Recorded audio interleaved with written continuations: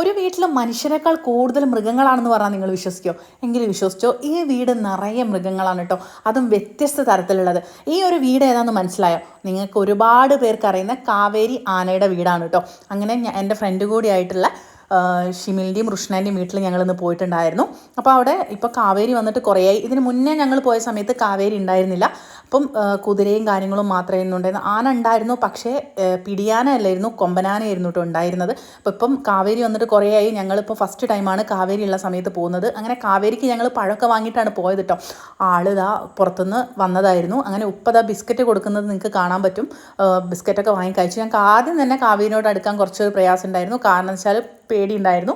പിന്നെ അതൊക്കെ മാറി കേട്ടോ. ഷിമിൽ പറഞ്ഞു അവൻ അവിടെ ഉണ്ടാവുമ്പോൾ മാത്രമേ ആള് ഇങ്ങനെ നിന്ന് തരുള്ളൂ. കാവേരി ഒരു സെലിബ്രിറ്റി ആണെന്നുള്ള കാര്യമൊക്കെ ആൾക്കറിയാം കേട്ടോ. അതിൻ്റെ ആറ്റിറ്റ്യൂഡും കാര്യങ്ങളൊക്കെ ഇടലുണ്ടെന്നാണ് ഷിമിൽ പറഞ്ഞിട്ടുണ്ടായിരുന്നത്. അങ്ങനെ ഞങ്ങളിതാ അവർ ഞങ്ങൾക്ക് വേണ്ടിയിട്ട് തയ്യാറാക്കി വെച്ചിട്ടുണ്ടായിരുന്ന ചായയും കാര്യങ്ങളൊക്കെ കുടിച്ച് ഞങ്ങൾ ഫ്രണ്ട്സായിട്ട് ഒരുപാട് കാലമായിട്ടോ അങ്ങനെ ഇരുന്ന് ചായയൊക്കെ കുടിച്ചിട്ട് കുറച്ച് മുന്നേ ആണെങ്കിലും ഒരുപാട് സമയം ഇങ്ങനെ സ്പെൻഡ് ചെയ്യാറുണ്ടായിരുന്നു. ഇപ്പോൾ എല്ലാവരും ബിസിയായി ലൈഫിൽ. അങ്ങനെ ഞങ്ങൾ അതിന് ശേഷമാണ് കേട്ടോ കാവേരിനെയും അല്ലെങ്കിൽ അവിടുത്തെ കുതിരകളെയൊക്കെ റെസ്റ്റ് എടുപ്പിക്കുന്ന സ്ഥലത്തേക്ക് പോയിട്ടുണ്ടായിരുന്നത്. അവിടെ ഒരുപാട് ടൈപ്പ് പെറ്റ്സാണ് കേട്ടോ. പൂച്ചയും താറാവും കിളികളും കുതിരയും ആനയും നായകളും ഒരുപാട് നായ്ക്കുട്ടികളൊക്കെ ഉണ്ട്.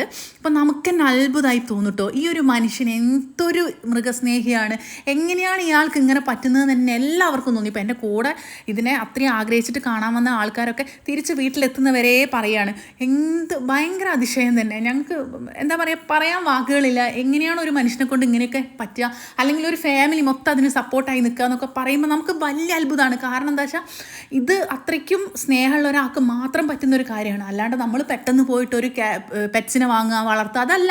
പിന്നെ ഇവിടുത്തെ വേറൊരു പ്രത്യേകത എന്താണെന്ന് പറഞ്ഞാൽ ഇത്രയും ആളുകൾ ഇവിടെ ഉണ്ടായിട്ടും ഇത്രയും പെറ്റ്സിനെ അവർ വളർത്തിയിട്ടും നമുക്ക് തോന്നിയില്ല ആ ഒരു വീട്ടിൽ അല്ലെങ്കിൽ ആ പരിസരത്ത് ഇങ്ങനെ ഒരു മൃഗങ്ങൾ ഉണ്ട് എന്നുള്ളത്. കാരണം അത്രയും നീറ്റ് ആൻഡ് ക്ലീൻ ആയിട്ടാണ്, ഒരു സ്മെല്ലോ കാര്യങ്ങളോ ഇല്ല അവിടെ പോയി നോക്കുമ്പോൾ. ഇങ്ങനെയൊക്കെ ഇത്രയും പെർഫെക്റ്റ് ആയിട്ട് മൃഗങ്ങളെ സ്നേഹിക്കുന്ന ഒരു വ്യക്തിനെ ഞാൻ എൻ്റെ ലൈഫിൽ കണ്ടിട്ടില്ല. ചിലപ്പോൾ നിങ്ങൾക്ക് ഒരുപാട് ആളുകൾ അറിയാൻ മതിയോ, പക്ഷേ എനിക്ക് ഒരാളെ അറിയുള്ളൂ.